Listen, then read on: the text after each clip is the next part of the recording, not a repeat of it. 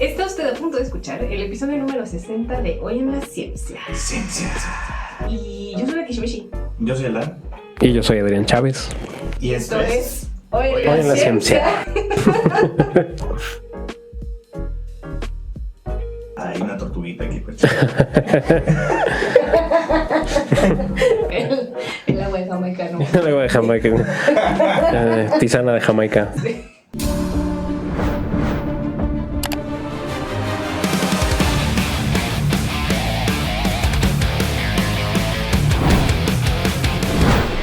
Hoy tenemos a una personalidad de X, antes Twitter, autor de múltiples libros, entre los que se encuentran Cómo mentir en Internet, Manual del Español Incorrecto y Querido Quetzalcóatl, el sorbito de las redes sociales y mi amigo personal en Duolingo, Adrián Chávez.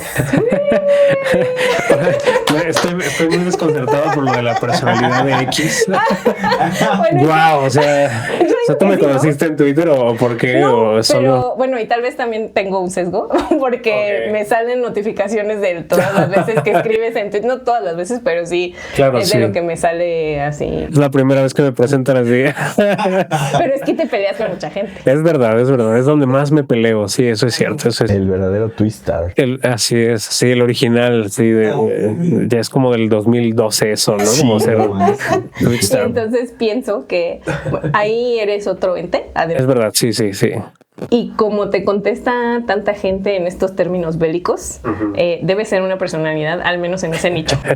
Sí, eso es cierto, eso sí. Es como es que es mi cuenta personal, o sea, ahí no hago divulgación, entonces ahí sí me peleo. Si pones tus piensos. Así es. Pero me gustó muy bien, sí. Qué gusto estar acá. Estamos muy contentas de tenerte aquí y pues como no podría ser de otra manera, hoy no solo vamos a usar palabras, vamos a hablar de las palabras, porque las usamos para todo. Y hay personas que las usan sobre todo para pelear con desconocidos en internet, no tú específicamente, pero también. Sí hay personas. Y pues si siguen el contenido de Adrián, seguramente ya habrán escuchado de algunas cositas sobre este tema. En particular, la pregunta central del día de hoy es si el idioma, la lengua, cambia la manera en la que pensamos. Qué fuerte. Yo creo que viene de esto de esta pregunta que luego se ve en redes de ¿y la gente que no habla, cómo piensa, no? Sí, que no escuchan. Ajá, o los bebés. Ajá. Sí, que no sabes si realmente considerar la pregunta o llamarle a la CONAPRED, ¿no? Completamente. Y pues, justo empezando por ahí, tenemos que hablar de unos señores blancos, gringos. Chinga. No todos los señores, pero siempre es un señor. Edward Sapir y su discípulo Benjamin Lee Worth. Así es, mis tíos favoritos del internet. Porque formularon la hipótesis de la relatividad lingüística. A la bestia. La relatividad lingüística. Sí. No, hombre, no. A ver. Que también se les conoce justo por el nombre, ¿no? La hipótesis de Sapir-Whorf. Ajá, sí. Y pues ni Sapir ni Whorf dejaron una formulación única, ni cerrada, ni experimental, como a veces se cuenta, entonces decir que es como su hipótesis. Y además ya no es como tan padre llamarle por el nombre de las personas a ni las teorías ni los postulados. Ah, mira, eso yo no sabía. Pues tratamos de no. Ajá, porque pues es como esto de, pues seguimos enalteciendo al señor blanco. Claro. Y sobre todo con cosas como, ¿cómo las se trompas llama? de falopio. Las trompas de falopio, ¿no? Claro que era un señor, ¿no? Falopio era un señor, güey. Y no son sus trompas, güey. Esa clase de la secundaria. Y ahora ya son tubas ováricas, ¿no? O sea, como justo llamarle a las cosas por... Muy musical. Me encanta. Sí, tubas ováricas. O el pato, ¿no? ¿Cómo se llama? El forceps. Ay, no son lo mismo. Bueno, el pato, el forceps. De esas, no, el Papa Nicolau. Ah, ok, claro. Que tampoco es es un nombre igual también de un señor. Entonces se llama de otra forma, ¿no? Entonces son... Wow. O sea, tiene mucho sentido, claro, porque además está padre como esto de que sea... En realidad todos los descubrimientos son de alguna manera colectivos, ¿no? Y está padre como reivindicar eso, pero nunca lo había escuchado. Me gusta. En su momento, además, ni siquiera podría ser considerada como una hipótesis, sino más bien un postulado.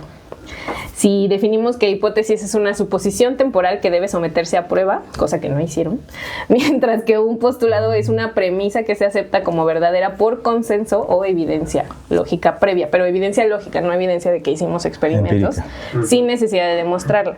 Y en su momento, además hace casi 100 años que fue que hicieron este postulado, en 1930, hicieron sus propuestas y lo hicieron desde su perspectiva antropológica y, más importantemente, solamente observacional.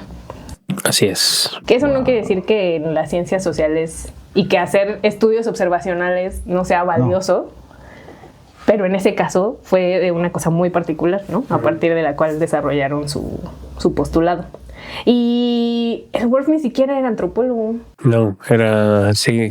Ingeniero químico. Ajá, sí, y era como más bien fan era como alumno, digamos, de Sapir. Y Sapir como que sugirió la idea, pero Worf fue como que el que la retomó y fue el que hizo, digamos, el postulado, que en realidad en su origen, o sea, ahora hay estas dos variantes, ¿no? Bueno, por un lado el relativismo lingüístico, pero por otro lado su versión original, que era un poquito como más fuerte y que está hoy pues, prácticamente descartada, es lo que se llamaba el determinismo lingüístico, que es como todavía más radical, ¿no? Pero sí es, en efecto, es muy popular, es una premisa muy popular, pero en realidad muy problemática. Sí, totalmente. Básicamente el determinismo, que es este que decías que es más fuerte, es como si dijéramos que si una lengua no tiene una palabra específica para el azul, entonces sus hablantes no pueden identificar o distinguir el azul. Wow. O si no usa tiempos verbales futuros, como el español, haré, iré, pasará, entonces sus hablantes no pueden pensar en el futuro. Lo cual pues sí, no tiene el Sorbito tenía un TikTok que lo explica. Más de uno, me temo. Sí. Eso particularmente, o sea, lo del futuro, porque claro, sí. Y me gustó la forma en la que lo presentaste, de que hay una tribu en África cuyo bla bla bla, y resulta que lo que hablan es inglés. Sí, claro, ¿no? Y entonces ahí es cuando dices, pues no es una cosa como de... Porque además a eso puede llevar a pensar. Muchos de los estudios que han hecho, incluso tratando como de darle sentido a esto del relativismo lingüístico, tienen que ver con poblaciones muy particulares, muy chiquitas, que hablan lenguas pues que no necesariamente se hablan en poblaciones más grandes, lo cual también pues nos puede hablar como del tipo de sesgos, ¿no? Sí, siempre es muy sospechoso, en efecto, que siempre es la lengua de la tribu, no sé cuál, que se hable no sé dónde, que no ven los puntos cardinales porque no tienen palabras, pero nunca es el inglés, no piensa en el futuro porque no tiene una conjugación morfológica del futuro, nunca es el español, ama mejor porque distingue entre amar y querer, ¿no? O sea, nunca son esos postulados aplicados como las lenguas mayoritarias, siempre son sobre lenguas que se consideran a priori exóticas, ¿no? Entonces eso ya debería hacernos como sospechar de esas ideas. Es que es un sesgo súper eurocentrista, ¿no? O sea, como acá de hombre blanco de Occidente. Sí, porque todo lo que nos parece raro normalmente en una lengua o en una forma lingüística ajena tiene todo que ver con las propias, ¿no? O sea, con cómo lo percibes desde las propias. Y bueno, no se diga ya en la parte de la investigación y de los postulados, pues obviamente lo que te parece exótico, lo que te parece raro y las asociaciones que le cargas a eso o las premisas que infieres de eso, pues van a estar cargadas como de tu propia perspectiva, y que en principio a lo mejor no está mal, o sea, pues de algún lado hay que partir, no sé, pero bueno, el problema con la relatividad lingüística, específicamente con el determinismo lingüístico, es que a lo largo de estos 100 años, pues sí que se ha puesto a prueba, ¿no? Y ahí más bien es donde ya se ha visto que no tanto. Y la verdad es que de lo que encontré que se ha puesto a prueba tampoco es como súper poderoso el nivel de evidencia que tiene el relativismo, ¿no? El ejemplo clásico es el de los azules en ruso. ¿Tú qué idiomas dominas? Pues así como dominar, creo más bien ellos me dominan a mí. pero no, o sea, yo bueno, hablo español, ¿no? Más o menos bueno. Y hablo inglés, trabajo también del inglés y hacia el inglés. con la traducción. Y aparte de esos, inglés, bueno, aparte del inglés, francés, italiano y portugués. Estoy aprendiendo alemán, así tengo mi alemán A1, no es cierto, ya estoy como ahí en su racha de 1500 días en la Sí, exactamente. No, estoy tomando clases también y así, pero Pues yo hablo chino, gracias. Pero gracias a Duolingo, sí. Chino básico. Así de que la mosca está en Ese puede ser un en la cachito por pared. cachito. Sí, pues. Aún no, sí, ya lo contaste. No lo he contado. No, yo, o sea, estoy tomando clases de alemán y pues ahí voy ahí en la frontera entre el A2 y el B1, pero he trabajado sobre todo con el inglés, con el portugués y ocasionalmente con el francés y el italiano. ¿Cómo se dicen las palabras en ruso de azul claro y azul oscuro? No me acuerdo, están en mi libro, pero debe estar ahí. Aquí dice, Es como... lo voy a leer en español, Goluboy y sin I y con Y. Ajá, sí. Así es. Sí, el ruso no tiene una palabra genérica para el azul. O sea, nosotros, piensas en el azul y piensas, por ejemplo, en azul claro o azul oscuro, ¿no? Y evidentemente hay toda una gama ahí, ¿no? Ajá. Sí, claro, en el turqués, digo, ya seguramente un diseñador o algo, alguien no que sepa del tema nos va a decir como, no se llama azul, se llama, ¿no? El código exacto. Exacto, el Pantone, ajá. Pero bueno, digamos que el ruso no piensa el azul como un solo color, sino como dos, digamos. Y se han hecho experimentos en los que se compara la capacidad de reacción, ¿no? Como la capacidad o más bien la habilidad, digamos, de identificar, de qué tan rápido identifican un tono de azul, los rusoparlantes, como por ejemplo angloparlantes. Y sí se encontró una diferencia. O sea, digamos, eso es innegable, pues, ¿no? Es innegable que los rusos o los rusoparlantes, pues, distinguen estos tonos de azul más rápido. La cosa es que cuando eso se traduce al titular de la noticia o a lo que tú ves cuando te lo cuenta alguien en un video, pues suena a que en efecto la lengua modifica tu percepción de la vida y tal. Y ya cuando te asomas al estudio, pues en realidad no sé si tienes ahí el dato, pero es como 0. Es muy chiquito. Sí. O sea, no hay significado. No, claro, sí, no es insignificante. Pues sí, como lo compararon. Esto lo hizo en 2007, que creo que es muy famosa, en este tema, ¿no? Sí. Lera Boroditsky. Así es. Lo publicó en 2007 con sus colegas en un PNAS sobre esto, y lo que analizaron fue, para empezar, 50 personas. 26 hablantes nativos de ruso y 24 hablantes nativos del inglés, y les mostraban 3 cuadritos de diferentes azules y les decían a cuál se parece más, ¿no? Estos dos de abajo, a cuál se parece más, de una gama de 20 tonos de azul. Y entonces las personas rusohablantes respondían un poco más rápido, pero poco, así milésimas de segundo, cuando los tonos estaban en esta frontera entre su azul claro y su azul oscuro. Ay, yo todavía me aferro al oscuro. Está bien, creo que yo no sé la verdad, a lo mejor también no sé si digo oscuro u obscuro. Creo que también digo oscuro. Todavía me aferro, no lo ya pienso lo mucho. Oscuro, pero me aferro al oscuro. Pero se puede obscuro también. Está bien, ya no. Uno ve sus Ya no pequeñas se puede. revoluciones. Ya está no bien. la RAE. Ay, la RAE que Y bueno, total dices de que... todo eso. Bueno. Güey, ya no te importa la RAE. Me curé. Entonces, justo milésimas de segundo, pero además compararon, o sea, entre los dos grupos, las personas angloparlantes y las rusoparlantes, no había diferencia significativa. La forma en que lo compararon fue dentro del mismo grupo y cuando les pusieron distractores, o sea, los hacían al mismo tiempo, bueno, primero reconocer los colores y luego al mismo tiempo que tenían que reconocer los colores, estar repitiendo una serie de números en su cabeza y entonces eso distraía la parte verbal, digamos, del reconocimiento y ahí se perdía el efecto. Y les pusieron otro distractor que no distraía la parte de la lengua en su cabeza, sino una cosa física, y ahí no se perdía. Y entonces por eso sacaron la conclusión. Pero la diferencia era solo dentro del mismo grupo. Ok. En realidad. Sí. Y es un estudio, pues, muy chiquito. Sí. que bueno, también ya últimamente he estado viendo que... O sea, porque muchas veces tenemos este pensamiento de no, pues es que las muestras, debe haber un tamaño estándar de muestra, ¿no? Pero sobre todo con estudios con personas, ya depende, hay muchas cosas que se tienen que tomar en cuenta y depende de qué cosa quieras analizar, bajo qué parámetros, con qué variables, hay un cálculo de muestra específico para cada estudio. Entonces, eso deberían de declararlo como de, bueno, es que según nuestra muestra, bien, ¿no? Pero muchas veces no lo hacen. Pero es que quién sabe que también se pueda transferir eso a las ciencias sociales. sociales. Porque, o sea, eso, lo del cálculo del tamaño de muestra generalmente lo utilizamos cuando hablamos de enfermedades, ¿no? O sea, ¿cuál es la incidencia de esta enfermedad en una población? Y entonces, para que la muestra sea significativa con base en esta población, pues tienen que ser tantas. No, pero también ya aplica, no, esto es muy nuevo, o sea, esto te estoy hablando de hace 10, 15 años.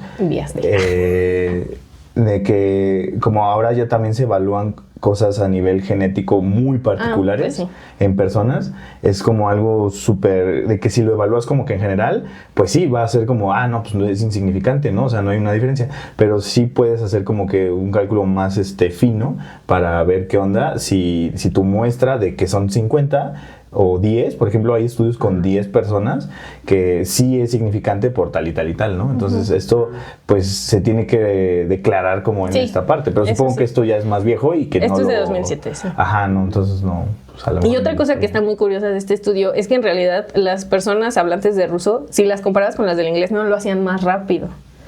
Lo hacían más rápido dentro de su comparación dentro del grupo, y la justificación que pusieron fue que probablemente las personas rusas tenían menor familiaridad con las computadoras con participar en los experimentos, y entonces que por eso habían sido más lentos que las personas angloparlantes.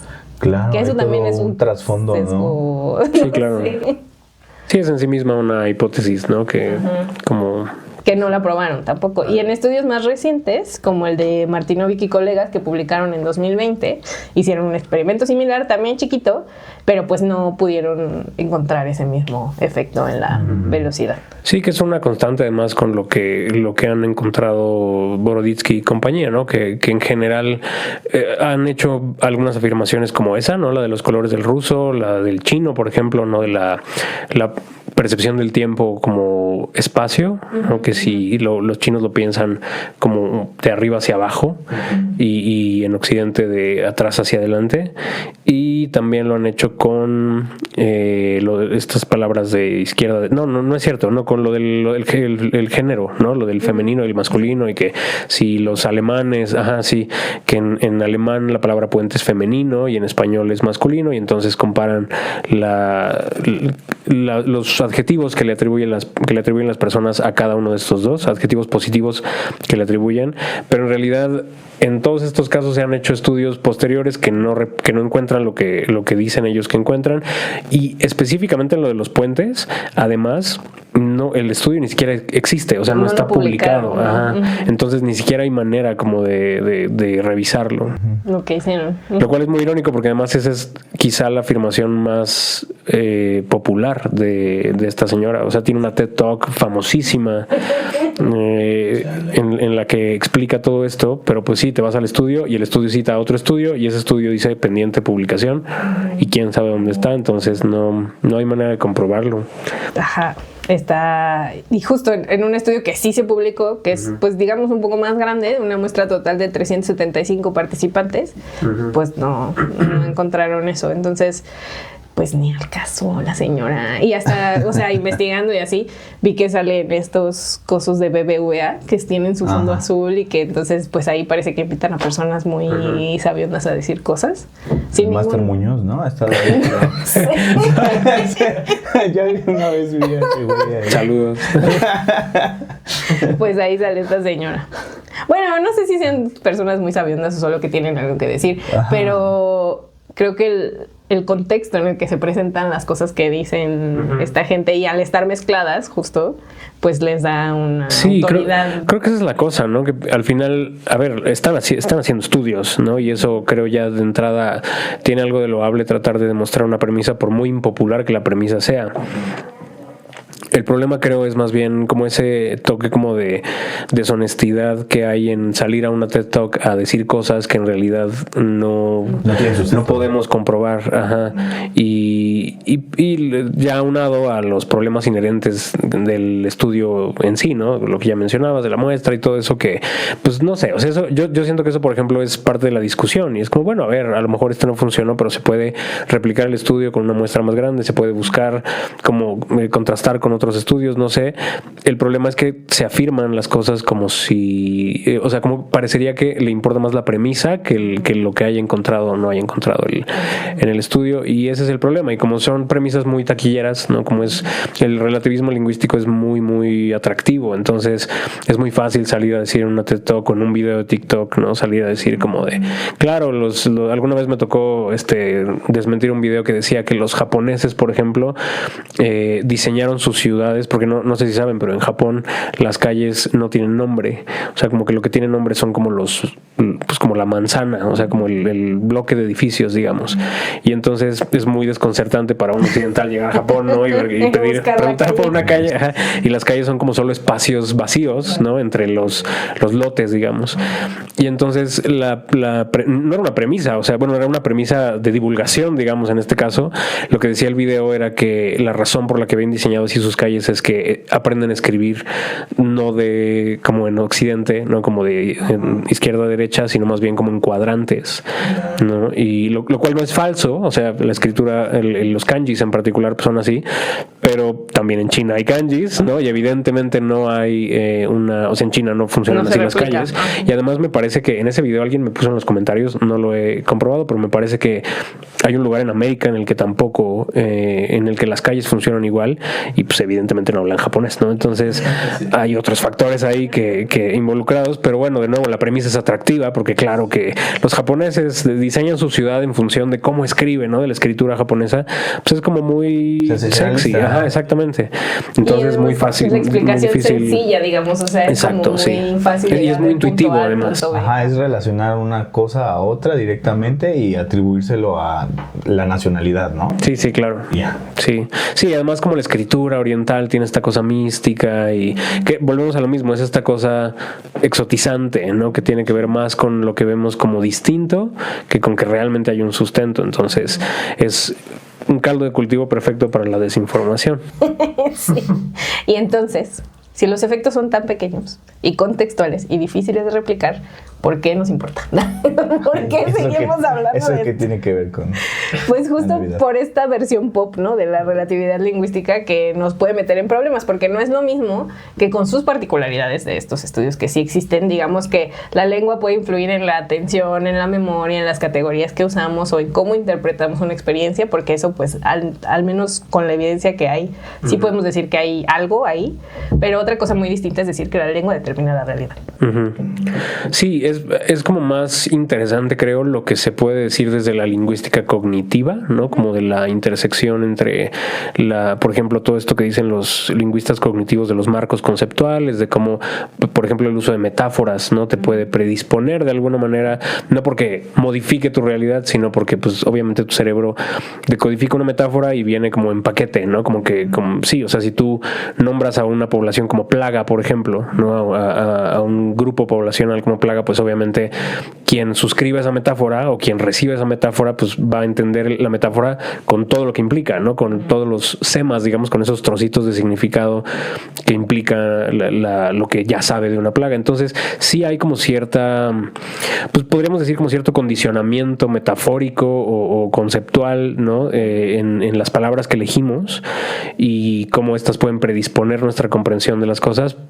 Y eso es más interesante, pero eso es muy distinto, creo, a creer que la lengua que hablas o que como las palabras que usas determinan tu realidad. Exactamente. Sí. Exactamente, sí. Sí, porque básicamente hacerlo así es encerrar a la gente en estereotipos y reducir a las personas y a las poblaciones complejas a una sola característica. Pero sí, completamente es más interesante lo que decías, ¿no? Y de lo que yo no sé mucho de lingüística, pero sí sé más de salud. Entonces, Fíjate, yo al revés. Pero justo ahí sí hay como también otras evidencias y se ha estudiado este tema de las metáforas, ¿no? En 2015, de hecho, la OMS publicó buenas prácticas para nombrar nuevas enfermedades humanas, justamente porque ciertos nombres habían producido efectos negativos. estigma hacia comunidades, daños económicos, barreras injustificadas al comercio, a los viajes e incluso sacrificio innecesario de animales. Por eso la OMS recomienda evitar nombres de lugares, personas, especies, animales, alimentos, grupos culturales, ocupaciones o términos que generen miedo excesivo. La viruela del mono. Ajá. Ok. Pues hasta lo que está pasando ahorita con el ébola, una de las razones por las cuales las variantes de COVID no se llamaron pues así como la primera, que se le llamó de Wuhan, ¿no? Porque pues justo estereotipaba esto en particular, pero las siguientes tuvieron los nombres de alfa, beta, delta, gamma, por eso, o sea, por evitar eso, de dónde se identificó primero esta variante. Que también fue un pedo con la fiebre española, por ejemplo, que un chingo de gente piensa que fue en España y que fue por España y fue en Estados Unidos. Sí, pues es como los cacahuates japoneses, ¿no? Resulta que no son de Japón, ¿no? Que los inventó un mexicano, ¿no? Pero pues ahí no hay pedo, ¿no? O sea, ahí no es un estigmatizas cacahuate a nadie. Y qué chido, los bueno, quién japoneses sabe. lo inventaron. Pero si dices fiebre española, dices, putos españoles. Claro, ¿no? sí, claro. Sí, Y sí. es como de, güey, fueron los gringos. Y ahora lo que está pasando con el ébola es que, pues, como es algo que se describió hace tiempo, o sea, antes de 2015, incluso la última que está brotando así durísimo, es previa. Y entonces las variantes tienen el nombre del lugar donde se identificaron primero. Y pues eso igual se ve en la actualidad, pues eso que tiene de impacto en la discriminación, ¿no? Y algo que yo te quería preguntar y que nunca me contestaste, pero lo voy a traer aquí a colación, con algo que hablamos en el episodio 54, donde no sé si viste las noticias de que se cambió de nombre el síndrome de ovario poliquístico. Ajá, sí, claro, sí. Y que ahora, lo voy a decir en inglés para no sesgarte, que se llama Polyendocrine Metabolic Ovarian Syndrome, en lugar de Polycystic Ovarian Syndrome, que será como el en inglés. No lo voy a retomar completamente, vayan a ver el episodio, pero pues justo durante décadas se habló del síndrome de ovario poliquístico, lo cual empujaba la atención a los ovarios, y lo que ya se sabe desde hace mucho tiempo de la enfermedad es que ni siquiera hay quistes y que el problema es mucho más amplio, que tiene que ver con aspectos endocrinos, metabólicos, reproductivos, dermatológicos y de salud mental. Y entonces en 2026 se cambió el nombre a Polyendocrine Metabolic Ovarian Syndrome, que parte de lo que se tomó en cuenta en el inglés es que el acrónimo no cambiara tanto, porque o sea, pasó de PCOS a PMOS, ¿no? PMOS. Y entonces, ok, pero ¿cuál sería la traducción más adecuada al español? No, pues. Porque mucha gente lo empezó a traducir como síndrome ovárico metabólico polendocrino. Pero en mi mente, la justificación de cambiarle el nombre era alejarlo del tema del ovárico. En el episodio yo estuve diciendo poliendocrino metabólico ovárico, o sea, síndrome poliendocrino metabólico ovárico, porque sí hay un papel importante del tema de los ovarios, pero no es lo principal, es una cosa más hormonal y metabólica. Entonces en mi mente así era. Pero todo el mundo lo empezó a traducir así directo. Claro. Pues, o sea, a ver, sin conocer el contexto específico ni cuál es la importancia dentro del contexto de la salud, el orden de los adjetivos, al menos en términos generales, en español no hay un orden, a diferencia del inglés, por ejemplo, que sí hay como hay más restricciones respecto a qué adjetivo va primero, en español no. Entonces, en realidad, salvo que eso implicara algo como para la comprensión del término, si el objetivo es evidentemente evitar la asociación inmediata con lo ovárico, yo no le veo el problema con pasarlo al final. Pero bueno, digo eso sin saber absolutamente nada de cómo se traducen esas cosas. No es mi área. O sea, sí soy traductor, pero es como preguntarle a un abogado constitucional, ¿no? Que te ayude en tu divorcio. Ajá. Sí, entonces no estoy tan familiarizado, pero de entrada supongo que no. O sea, a ver, para mí lo importante es el objetivo. Si el objetivo es eso, es como evitar el cambio de nombre, tiene como objetivo evitar como esa asociación, pues la traducción al español tendría que emular ese objetivo, no tendría que servir ese mismo objetivo, como sea que lo resolvamos, ya sea moviendo el adjetivo hasta el final o haciendo otra cosa, pero pues no veo por qué no se podría hacer, pues. Es que si lo metes al traductor de Google, pues lo pero primero ese que señor te da, no sabe. lo primero que te da es eso, ¿no? El síndrome ovárico. Claro. Pero es que yo no sé si haya esta figura que eres tú en la cosa de traducción en cosas de medicina, ¿no? Pues es que tendría que ser más bien un consenso de la gente Es que que es habla eso. español que se dedica a eso, porque al final para decidir el cambio de nombre se hizo un consenso entre Sí, pues sí. personas de asociaciones. Es que lo que yo quería decir es que muchas veces depende del libro que estés leyendo, el término viene escrito de una forma u otra, ¿no? Sí, depende. Es que son dos cosas distintas. O sea, por un lado, en efecto, tendría que haber un consenso en español, como que no la academia y eso, sino más bien como los especialistas médicos en español, bueno, hispanohablantes, que decidieran cómo replicar ese ejercicio en español. Y por otro lado está el contexto específico de traducción, que eso puede variar, ¿no? O sea, puede cambiar. A mí una vez, por ejemplo, en un texto del British Council, por ejemplo, que tenía que ver con arte y discapacidad, y en inglés por lo general como disabled se pasa en español como persona con discapacidad, pero por ejemplo, y ese lo dice hasta la ONU, ¿no? O sea, ahí no hay pregunta, pero en ese reporte en específico había como una razón muy, muy clara para decir disabled by, ¿no? O sea, como discapacitado, pero como participio, o sea, no como adjetivo, sino como discapacitado por la sociedad, ¿no? Entonces, en ese texto en particular era importante no utilizar persona con discapacidad, sino persona discapacitada, porque de nuevo no era nada más como ponerle una etiqueta, sino era discapacitada, pero con todo lo demás, Para ¿no? hacer referencia a que le están quitando. Sí. Entonces, aun cuando haya como una convención ya como muy clara, el contexto específico puede hacer que la convención varíe, ¿no? Pero sí habría que investigarlo. Pues yo no sé si hay un consenso. Y como obviamente se empezó a hablar mucho del tema, todo el mundo ya lo estaba traduciendo. Claro, sí.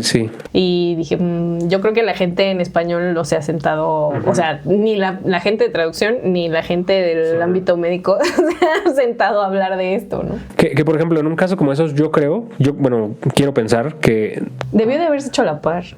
Sí, claro. Es que claro, o sea, a ver, sale en inglés y aquí pues como que uno hace lo que puede con lo que tiene, ¿no? Y definitivamente eso tendría que haberse hecho desde los especialistas, pero aunque la convención se esté haciendo así como de manera improvisada y esa convención esté un poco dando al traste con el objetivo original, yo creo que se puede modificar. O sea, yo creo que desde la buena voluntad, sí creo que podría haber buena voluntad en ese caso para que la gente diga, ok, ya pues un poco la idea es evitar eso y a lo mejor cambiarlo. O sea, aunque sea una convención que ya se esté solidificando, sí creo que desde como la convención médica se pueda como pedir que se cambie. Por o sea. sentido común, ¿no? O sea, a ver, ¿por qué se hizo esto? Sí, exacto, sí. Como, o sea, y es que a mí me resalta mucho porque a lo mejor esto responde mucho a esta parte de que en la jerga científica, pues un buen de banda está acostumbrada a decirlo en inglés. Y entonces, pues, ¿para qué me lo aprendo en español? Claro. Si lo voy a decir en inglés. Pero esto trasciende más allá de los papers que nada más leemos entre nosotros, ¿no? O sea, porque esto es algo que se va a ver con los pacientes y es importante, justo de ahí viene, ¿no? Que la gente paciente, pues, le llame No, de las esta pacientes forma, aquí sí, ¿no? pues. Sí, claro, sí. Los pacientes, porque puede haber, sí. Claro, sí. Sí. Ajá, entonces... Una ya, sí. Me disculpo. Los pacientes. Entonces, Todos estamos aprendiendo, está bien. esto es algo constante. En fin, pero entonces yo creo que también viene de esto, ¿no? O sea, como que muchas veces no nos detenemos a salir de nuestras burbujas, ¿no? Y entonces, pues a lo mejor por ahí va. Sí, yo eso es importante. O sea, también creo que depende de si es, por ejemplo, el doctor, ¿no? Frente a su paciente es distinto. Ahí, por ejemplo, es importante, no sé qué. Pienso desde mi lugar como paciente más bien, o como persona que va al doctor. Pienso que una persona que esté pasando por eso, para esa persona sí es más importante a lo mejor no escuchar el poliquístico, ¿no? Que escuchar y a lo mejor no escuchar de inmediato que es algo ovárico. Ahí sí importa, ¿no? Importa, por supuesto, en las comunicaciones oficiales y eso, pero a lo mejor si las comunicaciones oficiales están ahorita como en esta ambigüedad, si no hay como una convención, pues más bien hay que apelar a la sensibilidad de las y los médicos, ¿no? Sí, Exactamente. Tiene que cambiar desde el gremio porque pues ahí ellos son los que tienen que derivar a la paciente, el paciente a otra especialidad. O sea, que no se quede solamente que lo va a tratar el gine, ¿no? Sino que pues tiene que ir a tal y tal. Y por eso se hizo como este cambio. Otra de las opciones que salió en ese artículo era EMUS. O sea, el acrónimo era EMUS, no sé cuál era exactamente la traducción, pero como se dieron cuenta que claro, sí, EMUS contra punks. Ajá, sí. Entonces no se quedó. Me encanta cuando pasan esas cosas, lo amo. Pero sí aparece como otra de las opciones que se barajeó. Y también en el tema de las metáforas que mencionabas, pues en el cáncer, ¿no? Decimos luchó contra el cáncer, perdió la batalla, es una guerrera. Y para algunas personas esa metáfora puede ser útil, motivadora o incluso pues muy personal. Claro. Pero también pues aunque cuando se vuelve la única forma socialmente aceptada de hablar de la enfermedad, carga la enfermedad a una idea muy injusta, ¿no? Porque si alguien no mejora, entonces pues no luchó lo suficiente o perdió la batalla, ¿no? Y ya se han hecho estudios sobre esto. Unos señores, Hendricks y sus colegas, encontraron que cuando una situación de cáncer se enmarca como una batalla, las personas tienden a pensar que el paciente va a sentir culpa si no se recupera. Y que si se enmarca como un viaje, es más probable que imaginaran a la persona como que podía hacer las paces con la situación. Y en otros estudios, unos fulanos que se llaman Hauser y Schwartz, sobre metáforas bélicas del cáncer, muestran que hablar de batalla o de enemigo puede afectar cómo la gente piensa en la prevención. Porque algunas conductas preventivas requieren restricción, ¿no? Como dejar de fumar, ¿no? O, usar condón, ¿no? Cambiar hábitos. Y eso no encaja bien con la imagen de atacar a un enemigo. Claro. Entonces la metáfora pues empuja ciertas asociaciones y apaga otras cosas que pues sí tendríamos que tener más conscientes.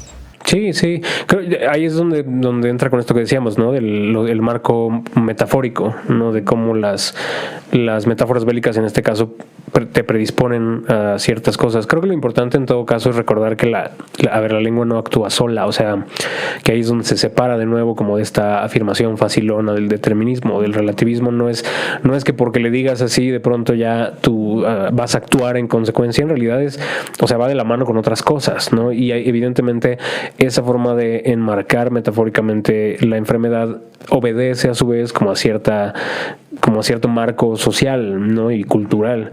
Entonces, en realidad es un poquito de todo. Y sí, claro, más bien la lengua ahí es como el detonador en todo caso, o como lo que acompaña como esas percepciones. ¿No? Exactamente, sí. Y creo que, esto es una hipótesis mía que obviamente no me consta, pues, pero yo creo que es más una cosa de que cuando lo vemos podemos modificarlo y en consecuencia como remover como todo lo demás, pero no es que el hecho de que lo hiciéramos inconscientemente estuviera produciendo cosas, ¿no? Como al menos no a nivel individual. Entonces yo creo que es más complejo que eso, y siempre que uno recuerde que en realidad de nuevo hay que como verlo, hay que abrir el zoom y no pensar que es solo el uso de la palabra el que determina como ciertas conductas o ciertas formas de ver las cosas. Creo que puede ser útil, digamos, verlo y darse cuenta de que pues, o sea, que está alertando sobre algo más grande, no sé. Algo que pasa. Ajá. Uh-huh. Pero sí había escuchado eso de las metáforas bélicas del cáncer y en general, el sistema inmunológico. Ajá, y en general he visto que sí, claro, sí, yo así lo aprendí, es verdad. Sí, que los glóbulos blancos son los soldaditos, ¿no? La policía del cuerpo. Sí. Así es. Había hasta una película, así me acabas de desbloquear, así me recuerdo. Película serie de era un glóbulo blanco y una pastilla, eran policías. Guau, es verdad. Una cápsula. Pastilla. No vamos a no nos vamos a pelear por eso. Sí. Pero sí, es verdad. ¿Y cómo se llamaba? ¿Se acuerdan? O sea, porque tengo así la imagen vaga en mi cabeza. Uh-huh. Yo nunca la vi. El mono, el glóbulo blanco se llamaba Ozzy y la pastilla Drix por el medicamento. Es verdad, wow, estaba así enterrado en mi memoria, así súper profundo. Y la serie, la película están dentro de un señor que tiene los peores hábitos de la vida. Totalmente, sí. Y luego ya la serie es dentro de un niño. Entonces hubo como una... ¿Y cómo? un salto Bueno, no voy a de preguntar. tiempo. Ah, ok. O sea, como una dimensión alterna. vaya. Ah, ok. El multiverso. Sí. Sí, ¿cómo llegaron al niño? Pero bueno, ajá. Pues creo que así se llamaba. Guau. Las Ozzy- aventuras de Ozzy y Ozzy Drix en el Drix. cuerpo humano. Guau. Ozzy y Drix, ajá. Voy a llegar a googlearlo porque ni siquiera recuerdo el momento de mi vida en que lo vi. Pues ya tiene muchos años. Sí, ya tiene un montón. Me pasó como... ¿Vieron El Guardián de las Palabras alguna vez? No. Ven, es que alguna vez el mundo me hizo creer que era un debraye mío. O sea, hay una película con Macaulay Culkin que se llama El Guardián de las Palabras, que fue como de estas primeras películas en las que mezclaron animación y como live action. Y era de un niño que llegaba en una tormenta a una biblioteca, y entonces en la biblioteca el bibliotecario, que era este señor el de Volver al Futuro, el doctor, Ajá. le dice que se refugia ahí, y de pronto como que se empieza a volver animado. Ya ni me acuerdo qué pasa, se cae, algo así, pero de pronto así la tinta de los libros empieza como a inundar la biblioteca y entra como un mundo de fantasía que son pues los libros, ¿no? Wow. Y así, pero por mucho tiempo yo decía como, claro, esta película que amaba yo de chiquito, porque además pues ñoño, no, o sea, libros y así, y entonces era así como mi Avengers, ¿no? Y cuando le preguntaba a la gente me decía, ¿no, eso qué? O sea, casi como ustedes ahorita. Sí, nadie la ha visto. Entonces, por algún momento dije, güey, a lo mejor sí me la inventé. Y no, sí existe, ahora ya sé que existe. Ya no se la puedes vender. Ajá, pero bueno.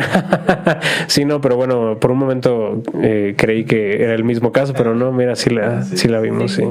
Muy bien. Y así con el sistema inmune. Y pues un último ejemplo que podemos mencionar es el efecto nocebo, que es el fenómeno por el cual una persona experimenta efectos secundarios o malestares físicos negativos al consumir una sustancia, recibir un tratamiento y simplemente por la expectativa o el miedo de que les va a hacer daño, ¿no? Es el primo malo del placebo. ¿Es como la gente hipocondríaca?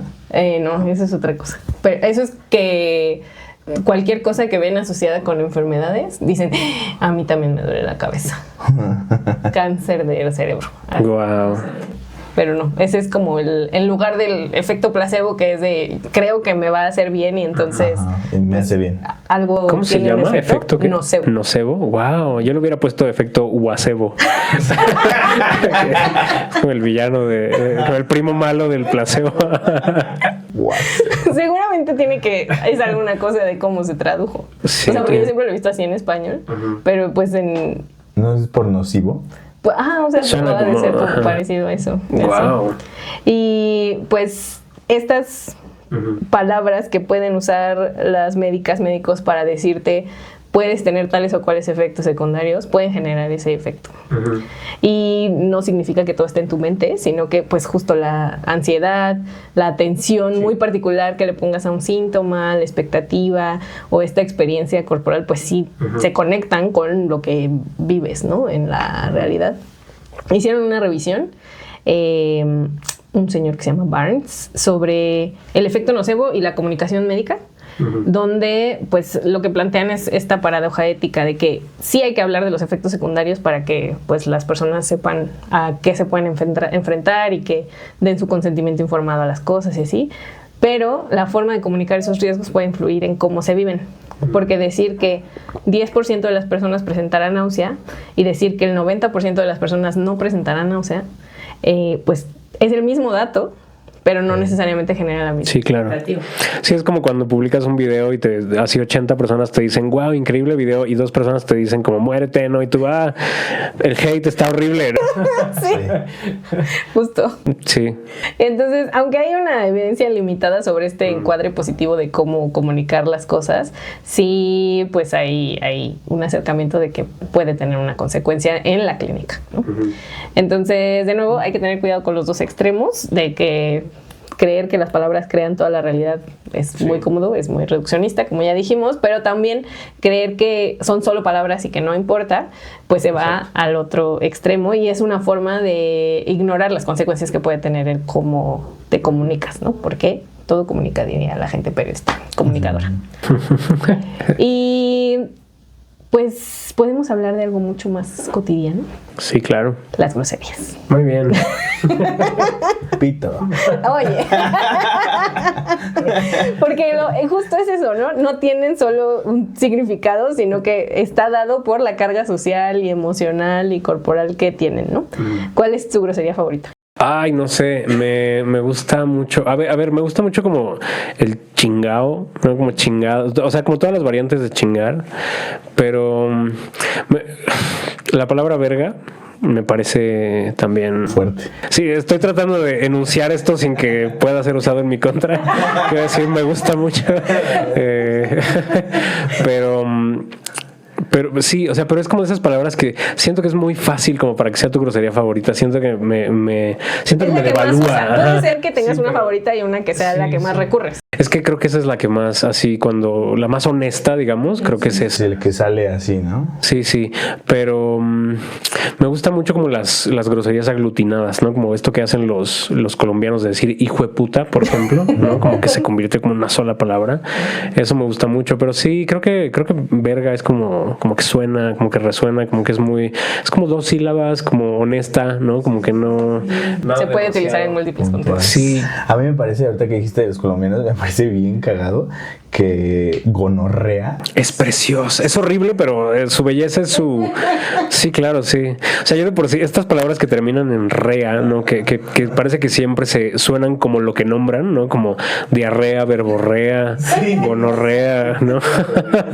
Sí, y es muy lindo que lo usen como una grosería. Creo que es muy adecuado. ¿Decir qué? Pues es como decir algo grosero, pues así. ¡Qué gonorrea! Sí, como qué horror. O una persona horrible es como qué gonorrea tú. Okay. Ajá. Está cargada de fuerza, pues. Claro, está chida. la palabra. Pero está bien particular, güey. O sea, sí, la gonorrea es fea. Sí, en efecto, sí. Bueno, no sé, ¿no? Pero sospecho que sí. Hay libros, ¿sabes? No tiene que No ser todo es experiencia empírico. personal. Qué fuerte. Sí. ¿Cuál es tu grosería favorita y a la que más recurres? Pues yo creo que pito. O sea, me parece gracioso decir Que es un sinónimo, ¿no? En realidad. Pero suena más inocente, creo, que... Sí, es verdad, sí. Pues no sé, o sea, creo que también yo estoy muy condicionado con el lore de Fede Lobo. Ok, claro, sí. Justo su personaje del señor de bigote dice mucho pito y me da risa. Y entonces yo lo uso, digo, pito. Sí. ¿Y la tuya? Creo que la que más uso es verga también. O sea, con el... Mira, ¿quién diría? ¿Qué? El falocentrismo de nuevo. Sí, pues... Sí, que en eso estaba pensando, o sea, volviendo a lo anterior, no es mi caso, ¿no? Pero yo no sé si la gente... Yo no tengo gonorrea. Sí, yo tampoco hablando del empirismo, ¿no? O sea, cuando alguien dice así, verga, no sé si piensa en una... Yo creo que no. O sea, yo creo que no, o sea, no hay, o sea, está como desprendida, digamos, como de su significado connotativo, digamos, denotativo. Entonces, no sé si con pito pasa distinto. O sea, cuando dices pito, yo como que pienso al menos en uno así minimalista dibujado en la pared. Ajá, sí. Yo pienso en esto. Ándale, sí, claro, sí. Pero con verga no. O sea, como que con verga solo no hay imagen, solo hay como sonido, no sé. Sí, ya es para... Que nos digan en los comentarios si... O si los que dicen gonorrea piensan en una gonorrea. Claro, sí. Qué fuerte. Ni siquiera sabía que o sea, es una gonorrea. O sea, es como un sustantivo contable. O sea, yo tengo una o dos, no sé. 2 gonorreas. Ha de ser más feo tener 2 gonorreas que una sola. Y pues las groserías se han estudiado en el laboratorio para ver, bueno, que decir se han estudiado también es un poco como el caso de la señora, o sea, porque ella ha hecho múltiples estudios para decir que esto del relativismo lingüístico tiene un sustento, y me encontré varios estudios de la misma persona que han asociado si las groserías cambia la tolerancia al dolor, ¿no? Que eso es como de lo que pues más se ha hecho, pero todos son del mismo grupo de este señor, entonces también como que hay que tomarlo así medio con pinzas. Pero bueno, en 2009 publicaron en Neuroreport un estudio con 67 estudiantes universitarios y usaron un experimento muy clásico para estudiar el dolor, que es meter la mano en agua muy fría. Y entonces cada participante hacía 2 condiciones. En una repetía su grosería favorita y en la otra repetía una palabra neutral, que era tomada de una lista de palabras que podían servir para describir una mesa.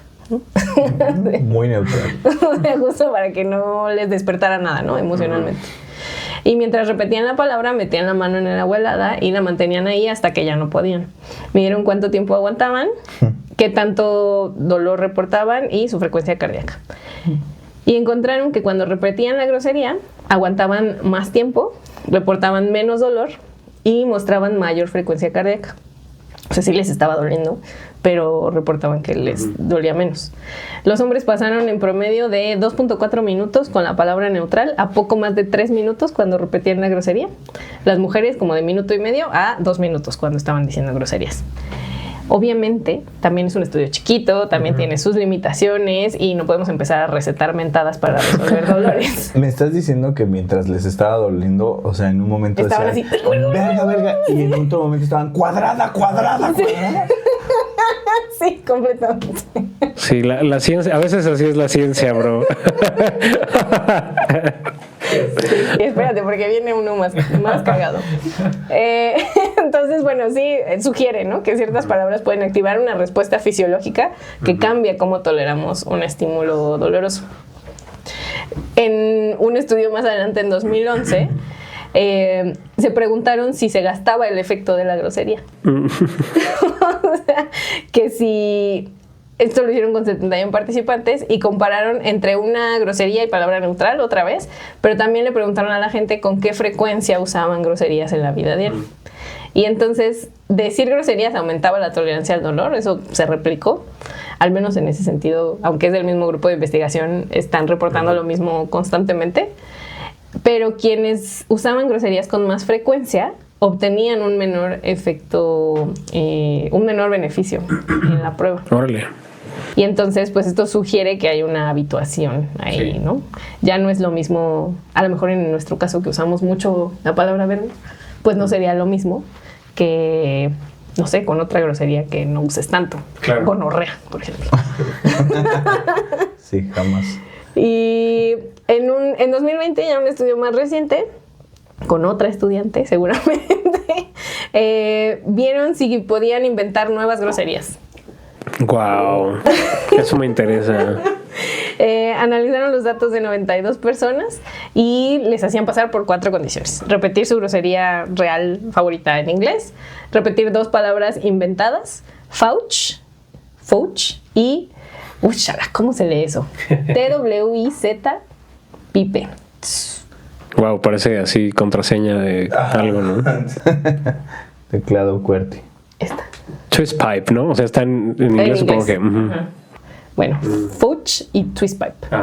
Y entonces las repetían y midieron lo mismo, ¿no? El umbral del dolor, cuánto tiempo aguantaban, Y pues igual su grosería favorita funcionaba. También midieron qué tan emocionales, graciosas o distractoras les parecían las palabras en general. La grosería real aumentó el umbral del dolor en 32% y la tolerancia la tolerancia al dolor en 33% frente a la palabra neutral. Y las palabras inventadas, aunque sí los distraían, les parecían graciosas o raras, no produjeron el mismo efecto. Entonces, pues es un poco... Las palabras inventadas estas no funcionaban porque justo no tienen esta carga de prohibición, de censura, de los contextos emocionales en los cuales se aprendieron esas palabras. Entonces, aunque pueda sonar como un insulto de una serie ahí donde se inventan sus lenguas, pues no funcionaba para esto. Sí, y es consistente con esto que también se sabe, ¿no? De que cuando cambias de idioma, por ejemplo, cuando cambias de código es más fácil, por ejemplo, o sea, la gente que no dice groserías en español es más fácil decir groserías en inglés, por ejemplo, porque no hay una carga emocional o social, ¿no? Como añadida a la palabra, no sé. Ándale, a mí me pasó mucho con cuando viví en Argentina, el boludo, o sea, depende cómo lo digas, puede ser de chill o un insulto. El pelotudo sí de plano es insulto, ¿no? Pero ya cuando estaba de vuelta en México, o sea, era como yo decía dentro de mi círculo, así decía, no, qué boludo, ¿no? Y era como, pues es que aquí no significa nada, güey. Claro, sí, pero sí. yo ya me había acostumbrado a estar diciendo eso hace un rato, y luego como dije, güey, pues es que aquí no significa nada, no hay ninguna reacción, pues ya dejé de decirlo. Entonces, No ofendo a nadie, así que chiste. ¿Cómo traducen una grosería? O sea, buscan una que tenga el contexto similar. Es que depende de un montón de cosas, ¿no? Porque, por ejemplo, evidentemente hay algunas groserías que pueden tener un equivalente, pero además depende, por ejemplo, en mi caso, en la literatura, depende de si la grosería está cargada de dialectalidad, o sea, como de la región, porque traducirlo, buscar como un equivalente regional, a lo mejor da al traste con la vibra, ¿no? Entonces, depende de absolutamente todo, pero sí es muy interesante, al menos por ejemplo entre el inglés y el español, que hay cosas que no son, o sea que las equivalencias, incluso las que parece que son perfectas, no lo son, como por ejemplo la palabra idiota, ¿no? Que en inglés es un poquito más fuerte que en español y no casan exactamente, o sea, cuando, al menos insisto en la literatura, que es lo que yo hago, cuando encuentras por ejemplo idiota, tonto, por ejemplo, ¿no? Que de pronto tienen connotaciones distintas. En español el tonto es como más arrojadizo, como que te vale. En cambio en inglés decir, por ejemplo, dumb, no es nada más como algo que dices así, como eres un tonto, sino que sí tiene una carga como peyorativa hacia lo intelectual, ¿no? Que en español como que ya está medio de Ay, tonto. Ajá, sí. Entonces no hay equivalencias perfectas, siempre depende completamente De lo que esté alrededor. Sí. Pero sí es muy interesante ver cómo cada lengua, o sea, cómo insulta cada lengua y lo que dice eso de sus sociedades, eso sí está padre. Pues yo he escuchado mucha gente que dice que insultar en inglés está como medio chafa. O sea, que es como que... Pero no lo sé, o sea, yo nunca he insultado bien así como sabroso en inglés. Claro, sí, es que depende, o sea, es que yo creo que muchas de las cosas que decimos sobre el inglés como mexicanos están cargadas socialmente y están como, bueno, tanto en México como ahora en España, ¿no? Con este auge como nacionalista que hay allá, y esta cosa como de reivindicar el Quijote y quejarse de que el inglés no tiene lengua para escribir el Quijote, saludos a Jesús G. Maestro y así, pero yo creo que en realidad el inglés tiene mecanismos que no tiene el español. Por ejemplo, esta cosa como de partir la palabra y meter el insulto en medio. Ah, sí. ¿No? Como, a veces ni siquiera como insulto, sino por ejemplo para lo positivo, por ejemplo. Ah, sí. Como, no, estoy pensando en un ejemplo, pero no se me ocurre nada. Como dices, así para decir que algo es increíble, como decir, dices, no sé, es que no tiene sentido como lo quería decir, pero por ejemplo, es un ejemplo tonto, pues, pero como si partiera la palabra incredible, ¿no? A la mitad y dijera incre-fucking-dible, alguna cosa así. No es un ejemplo real, pues, pero digamos que hacen esa clase de cosas. Y eso en español está más cañón, ¿no? O sea, como que no... O sea, y eso, por ejemplo, siento que es como muy sabroso, como de esta cosa como de legos que hace el inglés y el español no. Entonces, depende. O sea, es cierto que el español tiene estas maneras, por ejemplo, los argentinos, ¿no? Que tienen, o los españoles, que tienen, o los veracruzanos, ¿no? Que tienen estas maneras como de decir las groserías, que claro, lo comparas con tu perspectiva del inglés. Los yucas también. Ah, los yucatecos, sí. Y lo comparas con tu perspectiva del inglés, incluidos tus sesgos, y obviamente dices, pues no suena igual. Pero pues obviamente a lo mejor la perspectiva cambia, es lo que decíamos al inicio, ¿no? Cuando lo ves desde el inglés, a lo mejor dices, no, pues en español, pues no. Les falta. Sí, fíjate, eso también me pasó allá con la banda argentina. Había un cuate que me decía, bueno, él cuando me escuchaba decir groserías, decía, che, mira cómo putea, es que putea hermoso. Sí. Y es como, güey. Sí, es un fenómeno muy bonito porque, por ejemplo, los memes siempre dan más risa en portugués. Porque hay algo ahí como que ni siquiera tiene que ver con el portugués como tal, sino con el portugués desde la perspectiva hispanohablante, ¿no? Que el portugués siempre es esta lengua que desde el español se siente como que le faltan consonantes, ¿no? Como que comete errores de ortografía porque escribe todo lo que en español sería no convencional, allá sí se quedó, ¿no? De pronto suena como, tienen palabras que nosotros percibimos como arcaísmos, ¿no? Como que se suenan viejitas. Como español viejo, ¿no? Exactamente. Y las ves en un meme, ¿no? Y pues te da más risa, o sea, es muy chistoso. Entonces, depende completamente de, o sea, para ellos solo es pues su lengua y un meme normal, ¿no? Pero cuando lo ves desde el filtro del hispanohablante, pues es más chistoso. Entonces, pues en realidad depende de la perspectiva, creo. Como siempre, todo depende del Todo contexto. depende del contexto. Sí, qué aburrida es la realidad. Bueno, no sé si aburrida es la palabra, pero qué complicado es que sea. Qué aburrido que sea tan complicada la realidad, más bien. Las groserías son un ejemplo muy bonito de que el lenguaje puede tocar nuestra realidad. No reescriben nada, ¿no? La biología, voluntad, pero pueden modificar cómo nos activamos, cómo atendemos a lo que escuchamos, nos emocionamos y pues la tolerancia al dolor en condiciones específicas.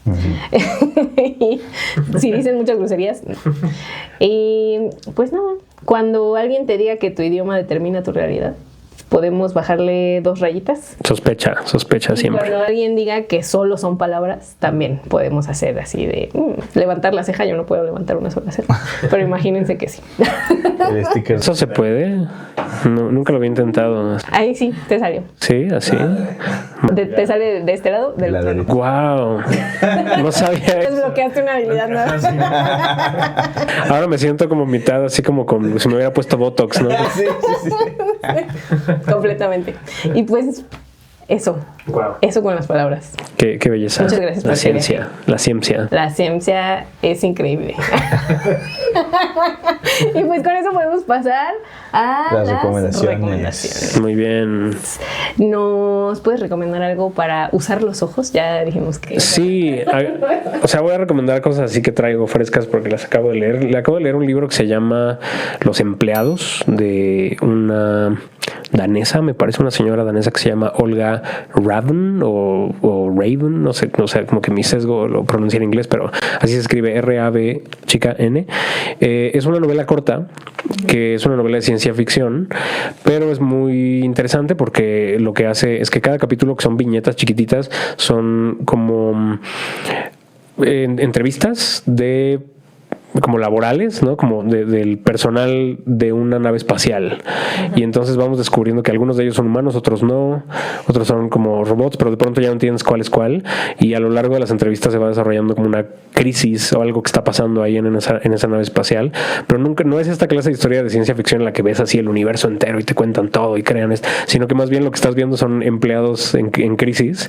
Pero es, aparte de que la premisa es muy divertida, en realidad la novela no lo es tanto. Es bastante evocativa y bastante así como nostálgica y así, pero aparte de que te la echas así en una sentada, es una gran novela y la acabo de leer, entonces pues dije, Bien. esa será. Gran recomendación. Sí, y de... Espera. Ah, sí. Primero la sección de cosas de ver y Cosas ya de después ver. de... Ah, ok. ¿Qué vamos a recomendar para ver? Fíjate, yo también, contrario a lo que siempre hago, voy a recomendar un libro también. Ay, güey. Pero ¿por qué me acordé? Es que hubo un conflicto, no estás tú para saberlo, pero las recomendaciones para ver eran para ver, ¿no? O sea, de que una serie, una película, no sé qué. Y yo me atreví en mi propio podcast a recomendar un libro. Uy, no, regañiza que se me puso. Es que la banda también dijo, ¿cómo que un libro? Oh, pues. Oh. Pero es que también la banda nos recomienda cosas en los comentarios Sí, y nos han también. puesto libros también. Entonces se vale. Está bien, ya quedamos Un aquí libro, a ver, todo bien. pues. No, es que me acordé justo también hablando de las palabras. Es un libro seguramente muy palomero, dominguero. No sé si como las películas también hay libros así. Es un libro que leí hace muchos años. Se llama El Lobotomista. Es de Hugo Sánchez, no el jugador de fútbol. Lo intuí que no era él. ¿Quién sabe? Ahora ya todo el mundo. No, cualquiera puede escribir un libro.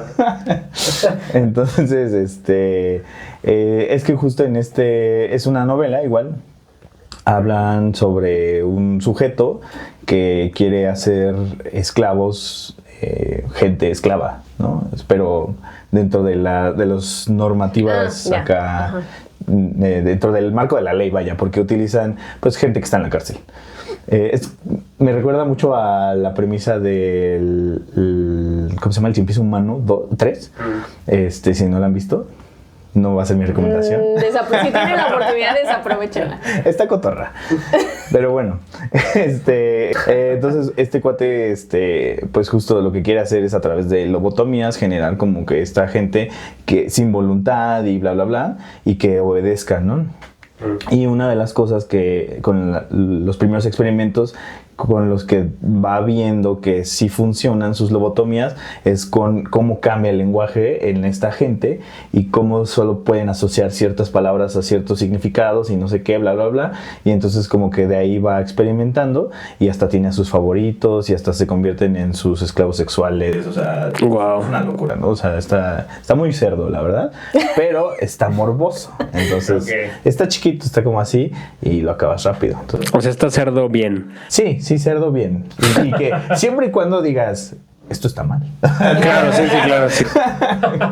Claro. Si no te salgas de la... Sí, claro, sí.